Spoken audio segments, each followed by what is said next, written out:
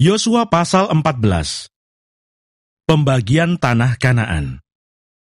Inilah semuanya yang diterima oleh orang Israel sebagai milik pusaka di tanah Kanaan, yang telah dibagikan kepada orang Israel oleh Imam Eleazar dan Yosua bin Nun, dan para kepala kaum keluarga dari suku-suku mereka, dengan mengundi milik pusaka itu, seperti yang diperintahkan Tuhan dengan perantaraan Musa, mengenai suku-suku yang 9,5 itu.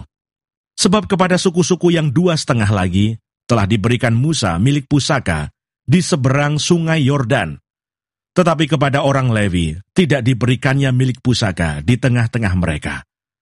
Sebab Bani Yusuf merupakan 2 suku, Manasye dan Efraim.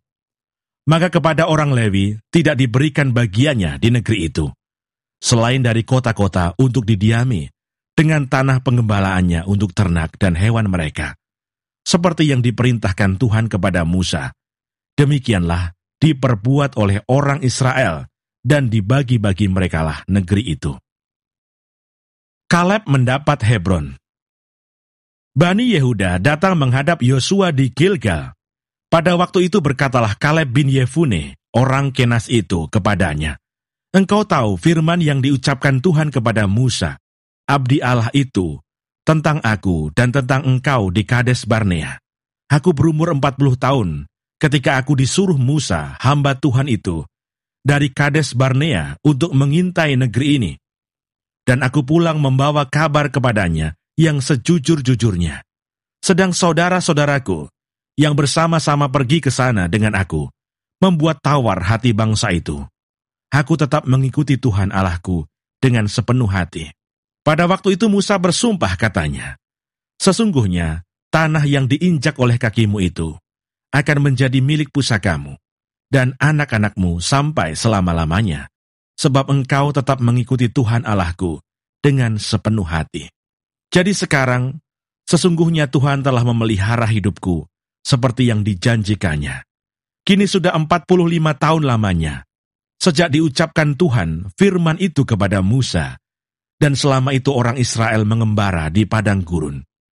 Jadi sekarang telah berumur 85 tahun aku hari ini. Pada waktu ini aku masih sama kuat seperti pada waktu aku disuruh Musa.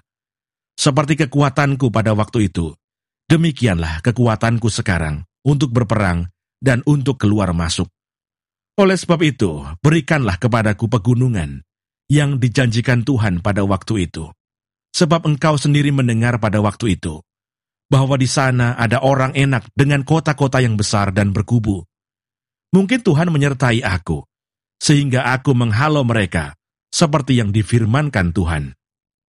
Lalu Yosua memberkati Kaleb bin Yefune, dan diberikannya Hebron kepadanya menjadi milik pusakanya. Itulah sebabnya Hebron menjadi milik pusaka Kaleb bin Yefune, orang Kenas itu sampai sekarang ini, karena ia tetap mengikuti Tuhan Allah Israel dengan sepenuh hati. Nama Hebron dahulu ialah Kiryat Arba. Arba ialah orang yang paling besar di antara orang Enak, dan amanlah negeri itu berhenti berperang.